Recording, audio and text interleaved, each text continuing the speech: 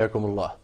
زار سمو الأمير الحسين بن عبد الله الثاني ولي العهد اليوم المديرية العامة للدفاع المدني، حيث اطمأن على استعدادات جهاز الدفاع المدني للتعامل مع الأحوال الجوية غير الاعتيادية والظروف الطارئة التي قد تنجم عنها خلال فصل الشتاء، والإجراءات الكفيلة بالتخفيف من آثارها.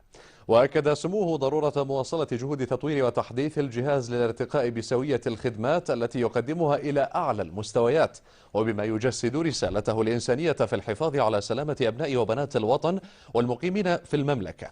والتقى سموه خلال الزيارة مدير عام الدفاع المدني اللواء مصطفى عبد رب البزايعة، الذي قدم إيجازا استعرض خلاله الاستراتيجية الجهاز وخططه التطويرية الطموحة، وبخاصة التوسع الأفقي بخدماته من خلال استحداث مواقع جديدة للدفاع المدني ورفضه بالحديث والمتطور من الآليات والمعدات والكوادر البشرية المؤهلة والقادرة على أداء مهامها بكل مهنية واحتراف.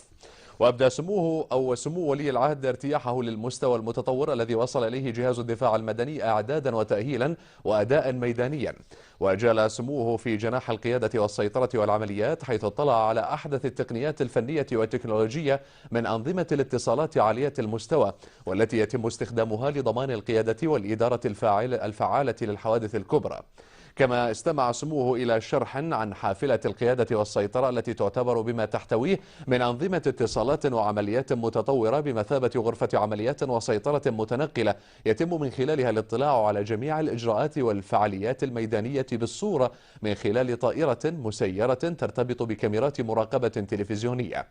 واطلع سمو ولي العهد على الآليات والمعدات المستخدمة في تدريب متطوعي الدفاع المدني من أعضاء نادي الدفع الرباعي الأردني، والتي جاءت كمنحة من الوكالة الألمانية للمساعدات التقنية.